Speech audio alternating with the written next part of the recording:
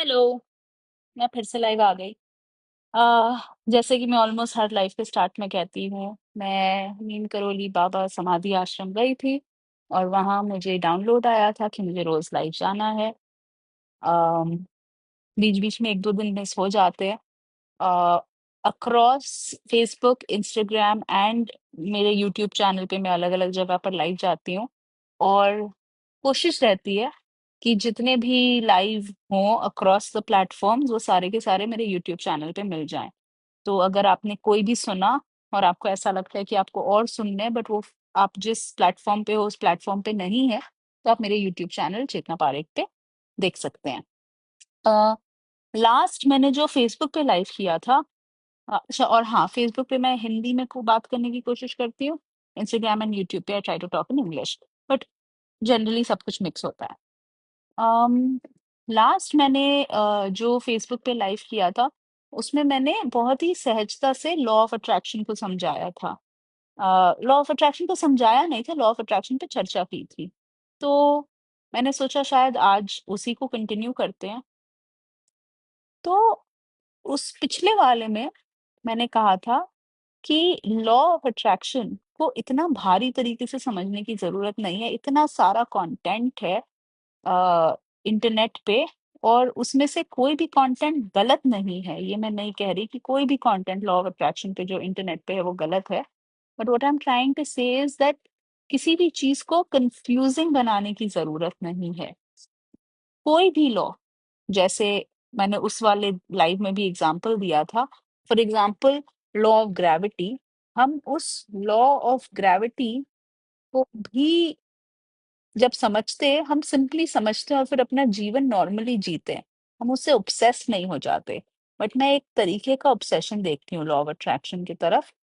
सो ये मैं आपसे रिक्वेस्ट करूंगी कि लॉ ऑफ अट्रैक्शन को भी उतने ही सिंपली समझें कि जैसे जो है उसी के तरीके की चीज उससे आकर जुड़ जाएगी। आज मैं लॉ ऑफ अट्रैक्शन के साथ एक नए लॉ के बारे में चर्चा करना चाहूंगी, जो है लॉ ऑफ वाइब्रेशन। उसका नाम ये है या नहीं मुझे नहीं पता, बट बेसिकली हम समझते हैं कि हम जैसा सोचेंगे वैसा हमें मिलेगा। तो अगर मैं बैठ के सोचूंगी मुझे गाड़ी चाहिए, मुझे गाड़ी चाहिए, आज मेरे पास गाड़ी नहीं है, मेरे पास गाड़ी नहीं है, मुझे गाड़ी चाहिए और इस कारण से मुझे गाड़ी मिल जाएगी, ऐसा नहीं होगा। देखो, लॉ ऑफ अट्रैक्शन या कोई भी यूनिवर्सल लॉ कौन लागू करता है? ये कोई इंसान लागू नहीं करता, ये आपके मम्मी पापा नहीं लागू करते, ये आपको प्यार करने वाले लोग नहीं लागू करते, ये यूनिवर्स लागू करता है। अब अगर आपको किसी से भी कुछ भी चाहिए तो फर्स्ट एंड फॉरमोस्ट आपको उसकी भाषा आनी चाहिए। तो यूनिवर्स की जो भाषा है वो लैंग्वेज नहीं है, वो हिंदी नहीं है, वो इंग्लिश नहीं है, वो वाइब्रेशन है। आपके आसपास की हर चीज वाइब्रेट करती है। आपका फोन वाइब्रेट करता है, सारे के सारे जीवित लोग वाइब्रेट करते हैं। इसके बारे में एक सिंपल प्रूफ मैं ये दे सकती हूँ कि जो भी लोग 10-10 दिन के विपासना मेडिटेशन में जाते हैं वो एट द एंड निकल कर कहते हैं कि हमने तो एक्चुअल एक्सपीरियंस किया कि मेरा एक एक सेल वाइब्रेट करता है। खास करके जिसने 10 दिन बहुत ध्यान से ध्यान किया होगा वो। और इसका तो साइंटिफिक अनुमान भी है हमारे पास। हर चीज वाइब्रेट करती है। तो आप जब सोचते हैं कि मुझे लॉ ऑफ अट्रैक्शन से क्या लेना दे, या कोई भी ये बात सोचता है, क्योंकि मैं तो ऐसे मानता ही नहीं हूँ, चीजें मानती नहीं हूँ। आप कॉन्शियसली मांगे या आपके होने से चीजें मांग ली जाए यूनिवर्स से, ये दोनों बातों में इतना फर्क नहीं है। दोनों बातों में सिर्फ और सिर्फ आपके प्रेजेंस ऑफ माइंड का फर्क है। लॉ ऑफ वाइब्रेशन ये कहता है कि हर चीज वाइब्रेट करती है और जिस फ्रीक्वेंसी पे वो वाइब्रेट करती है उस फ्रीक्वेंसी की चीजें उसके पास आ जाती है। तो एक तरीका है ये सोचने का कि यार, जैसे फॉर एग्जांपल मैं अगर अपनी बात करूं तो मैं मस्त गाड़ी चलाती हूँ और गाड़ी चलाते चलाते मुझे एक अलग लेवल की खुशी मिलती है और मैं सच्ची में बहुत बढ़िया गाड़ी चलाती हूँ।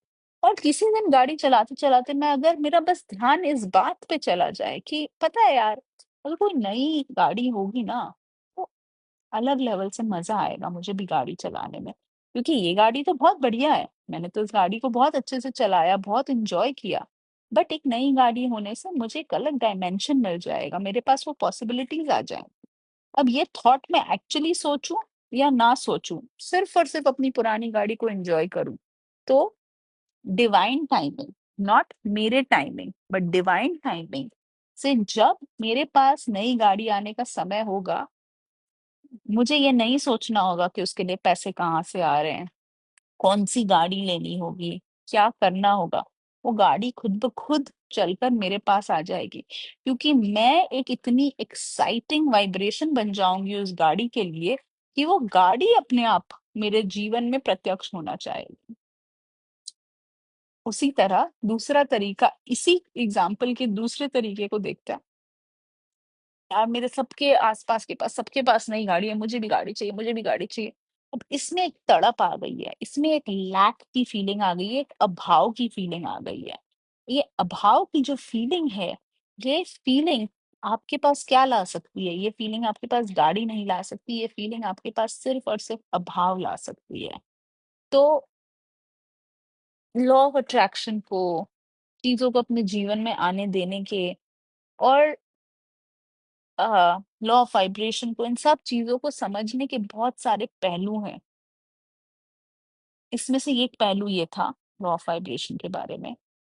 पर एट द एंड मैं अगेन ये बात कहना चाहूँगी कि मैं अद्वैत की साधक हूँ, अगर मुझे साधक बुलाया भी जा सकता है।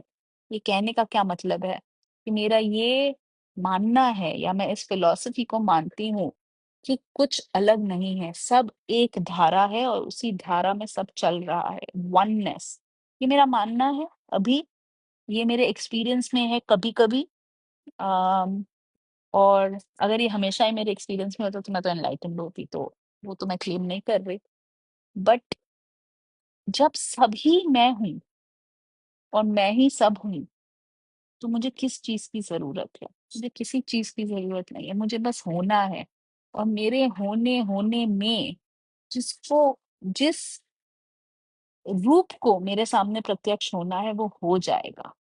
तो हाँ, मैं law of attraction, law of vibration समझा रही हूँ, मैं अलग-अलग लॉज़ आगे समझाऊँगी भी। मैंने किसी पर ज़्यादा स्टडी नहीं की है, स मैक्सिमम चीज़ें वाइब्रेशनली ज्ञान मेरे पास आया है और जस्ट मेरी अलग-अलग साधनाओं से, मेरे अलग-अलग एक्सपीरियंशियल जीवने के तरीके से, experimental and experiential and awareness के साथ जीने के तरीकों से मुझे ये सब ज्ञान प्राप्त हुआ है एंड ये सब काम करता है। मैंने इसमें से बहुत सारी चीज़ें अपने क्लाइंट्स पे अलग-अलग टाइम पे ट्राई करके देखी हैं और ये काम भी करता है।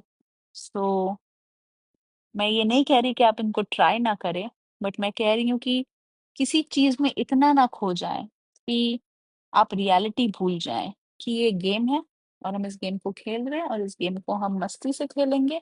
अपनी बेस एक्साइटमेंट ना छोड़ें, अपनी बेस खुशी ना छोड़ें किसी भी चीज़, वस्तु, इंसान के लिए, क्योंकि अपनी बेस एक्साइटमेंट खोकर उसको वापस पाने की जो जर्नी है वो बहुत डिफिकल्ट है। बहुत सारे लोग खो जाते हैं। मैं अपने आप को बहुत लकी मानती हूँ कि वो एक्साइटमेंट खोने के बाद मैं वापस आई और इसलिए जो भी हो रहा है मेरे लाइफ में हो रहा है। एनीवे, आई होप आपको आज की कॉन्वर्सेशन से कुछ ना कुछ ज़रूर मिला अच्छा, बट अब मेरा समय समाप्त हो चुका है। मुझे कमेंट में लिखकर बताइए कि क्या मेरी हिंदी आपको ईज़िली समझ आती है? ये मैं हिंदी में इसलिए बात करती हूँ क्योंकि मेरी एक दोस्त ने बोला कि यार एफबी पे ना लोगों को हिंदी में बातें सुननी है। तो अगर आपको लगता है कि मेरी हिंदी बढ़िया है, तो प्लीज़ मुझे बताइए। अगर आपको लगता है कि मेरी हिंदी में कुछ सुधार हो सकता है, तो भी मुझे बताइए। और अगर आपको लगता है कि मुझे थोड़ी-सी इंग्लिश मिक्स करनी चाहिए, जो थोड़ी-सी तो हो ही जाती होगी बट और ज़्यादा, तो भी मुझे बताइए। और अगर आपको मेरे बाकी के एपिसोड्स देखने हैं, तो जैसे मैंने कहा सारे के मैक्सिमम के मैक्सिमम यूट्यूब पे है। आई थिंक थोड़े टाइम के बाद ये सारी चीज़ें थोड़ी और ऑर्गनाइज़ हो जाएँगी। ठीक है, अभी के लिए नमस्ते, थैंक यू, बाय।